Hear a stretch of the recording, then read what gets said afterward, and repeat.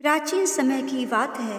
दक्षिण भारत की तुंगभद्रा नदी के तट पर एक नगर में आत्मदेव नामक एक व्यक्ति रहता था, जो सभी वेदों में पारंगत था।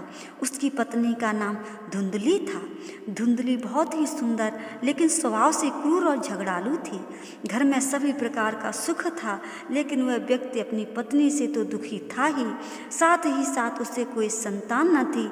इसके लिए वो बहुत दुखी था। वह चिंता में सदा रहता कि यदि हमारी उम्र चली गई तो फिर संतान का मुख देखने को नहीं मिलेगा। यह सब सोच करके उसने बड़े दुखी मन से अपने प्राण त्यागने के लिए वह वन को चला गया। वन में एक तालाब में वह कूदने ही वाला था कि तभी एक सन्यासी ने उसे देख करके उससे पूछा, कहो विप्रवर, तुम्हें ऐसी कौन सी भारी चिंता है जिसके कारण तुम प्राण त्याग रहे हो? आत्मदेव ने कहा, ऋषिवर, मैं संतान के लिए इतना दुखी हो गया हूँ कि मुझे अब अपना जीवन निष्फल लगता है। संतानहीन जीवन को धिक्कार है और मैंने जिस गाय को पाल रखा है वह भी बांझ ही है। यह तो ठीक है, मैं जो पेड़ भी लगाता हूँ उस पर भी फल फूल नहीं लगते हैं। मैं घर में जो फल लाता हूँ वह भी बहुत जल्दी सड़ जाते हैं। इन सब बातों से मैं बहुत दुखी हो चुका हूँ। ऐसा कहकर के वह व्यक्ति रोने लगता है। वह संत उसकी बात सुन करके उसके ललाट की रेखाओं को देखता है। रेखाओं को देखकर वह कहता है कि विप्रवर, कर्म की गति बड़ी प्रबल हुआ करती है, वासना को छोड़ दो। सुनो, मैंने तुम्हारा भाग्य देख लिया है। इस जन्म में तो क्या, अगले 7 जन्मों तक तुम्हारे कोई संतान किसी भी प्रकार से नहीं हो सकती है। तब ब्राह्मण कहता है कि फिर मुझे प्राण त्याग देने दीजिए। दोस्तों, जब कोई चीज़ हमारे भाग्य में न हो तो हमें उसके लिए हाथ पांव नहीं मारने चाहिए। हमें उसके लिए भगवान के आगे माथा नहीं पीटना चाहिए, क्योंकि अगर आपके भाग्य में वो चीज़ नहीं है, आगे चलकर आपको मिल भी जाए तो भी वो दुख ही देने के लिए होती है। इसी प्रकार ब्राह्मण के कोई संतान उसके भाग्य में न थी, तब भी वो प्रयत्न कर रहा था और कह रहा था, मुझे प्राण त्याग देने दीजिए। मुझे पुत्र नहीं है तो मुझे प्राण त्याग देने दीजिए। ये आप किसी भी यत्न से मुझे पुत्र प्राप्त का मार्ग बता दें। जब वह संत देखता है कि एक व्यक्ति किसी भी प्रकार से समझाने पर भी प्राण त्यागने की आमदा है, तो वह अपनी झोली से फल निकाल करके कहता है कि अच्छा ठीक है, तुम ये फल लो और इसे अपनी पत्नी को खिला देना, इससे उसके एक पुत्र होगा। आत्मदेव फल लाकर अपनी पत्नी को दे देता है, लेकिन उसकी पत्नी वह मन ही मन सोचती है कि यदि मैंने ये फल खा लिया और गर्भ रह गया तो मुझसे खाया नहीं जाएगा, अब मैं मर भी सकती हूँ। ये सोच करके वह तय करती है कि मैं ये फल नहीं खाऊंगी। इसलिए वह आत्मदेव से कई तरह के तर्क और कुतर्क करती है।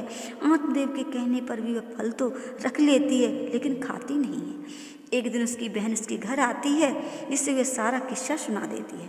बहन उससे कहती है कि मेरे पेट में बच्चा है, प्रसव होने पर वह बालक मैं तुझे दे दूंगी, तब तक तुम गर्भवती के समान घर में रहो।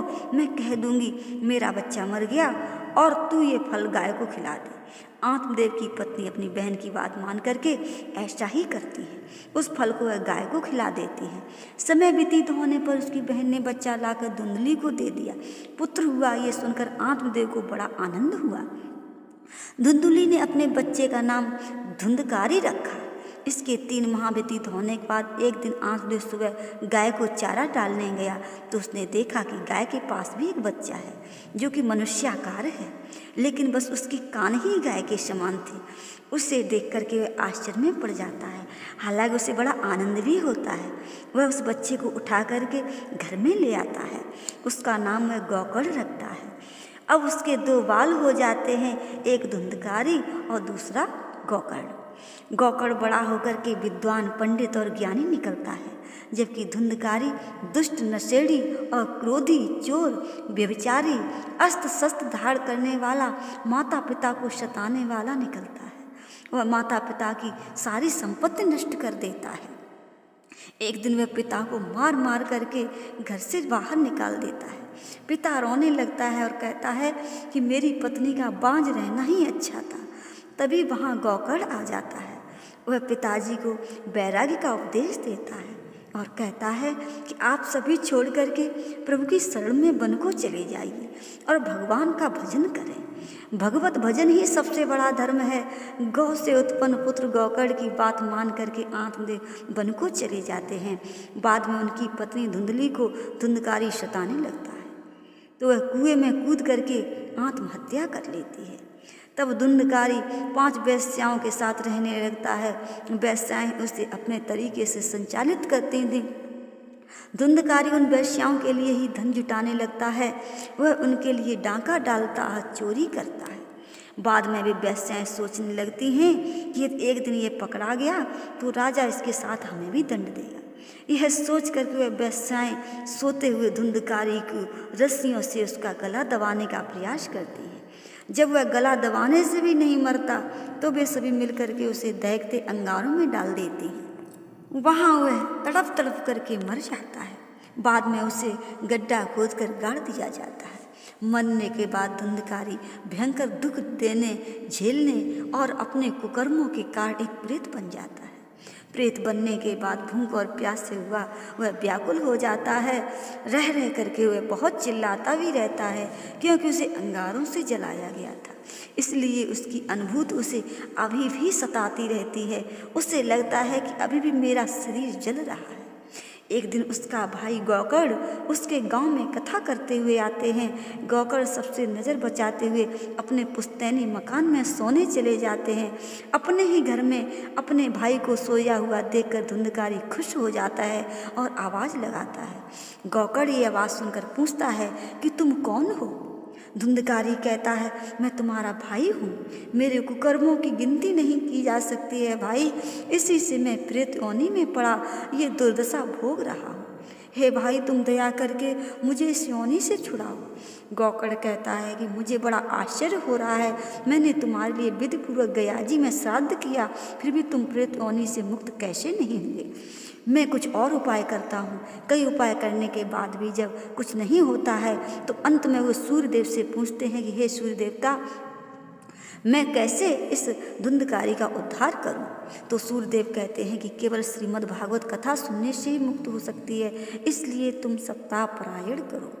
तब गौकर्ण ने व्यास गद्दी पर बैठ करके कथा कहने लगे। देश गांव से बहुत लोग कथा सुनने आने लगे। इतनी भीड़ भई कि सब आश्चर्य करने लगे। वह प्रेत भी वहां आ पहुंचा। वह इधर उधर स्थान ढूंढने लगा। इतने में उसकी दृष्टि सीधे रखी हुई 7 गांठ के बांस पर पड़ी। वो बाह्य रूप से उसमें जाकर के बैठ गया। जब शाम को कथा को विश्राम दिया गया तो एक बड़ी विचित्र बात हुई। सबके देखते देखते उस बांस की एक गांठ तड़ तड़ तड़ करते फट गई।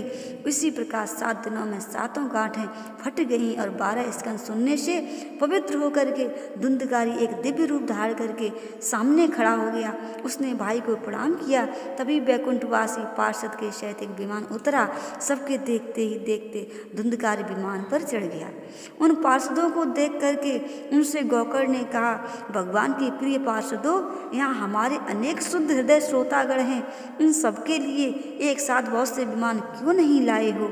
यहाँ सभी ने समान रूप से कथा सुनी है, फिर फल में इस प्रकार भेद क्यों कर रहे हो? भगवान के पार्षदों ने कहा, इस फल भेद का कारण इनमें श्रवण का भेद है। श्रवण सबने समान रूप से ही किया, किंतु जिसको जैसा मनन जिसने किया। इस प्रेत ने 7 दिन तक सुने हुए विषय का स्थिर चित्त से खूब मनन भी करता रहा। ये कहकर वे सब पार्षद वैकुंठ को चले गए। श्रावण माह में गौकर्ण ने फिर से उसी प्रकार सप्ताह क्रम से कथा कही। वहाँ भक्तों से भरे हुए विमानों के साथ भगवान प्रकट हो गए। उस गांव में कुत्ते और चांडाल पर्यंत जितने भी जीव थे सभी दिव्य धारण करके विमान पर चढ़ गए। भगवान उन सभी को गोलोक धाम में ले गए। गोलोक धाम में ले गए। अपने माता पिता को कष्ट देने वाला, शराब पीने वाला, वैश्यागामी आदि पुरुष प्रेत योनि प्राप्त कर अनंत काल तक भटकते रहते हैं। अब न वो गौकर्ण की तरह कथा सुनाने वाले हैं और न सुनने वाले ही हैं। धुंधकारी को उसके पापों की सजा तो मिली ही, साथ ही उसने प्रेत योनि में रहकर भी सजा भुगती। बाद में जब उससे पछतावा हुआ तो भागवत कथा सुनकर के मन निर्मल हो गया। निर्मल मन होने से उसके सारे संताप जाते रहे। जय श्री राम।